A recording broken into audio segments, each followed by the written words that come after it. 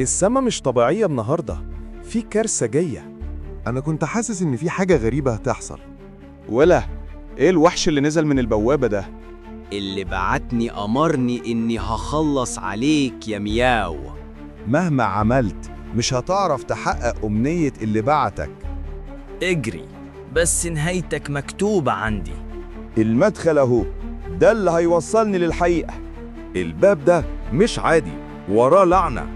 القوة اللي في المكان ده مش طبيعية. الكريستالة دي يمكن تكون سلاحي الجديد. يا نهار اسود، السقف بيقع، لازم اخرج حالا. طلعت حي، بس الحرب لسه قدامي. لسه عايش يا ضعيف؟ رجعت عشان اخلص عليك.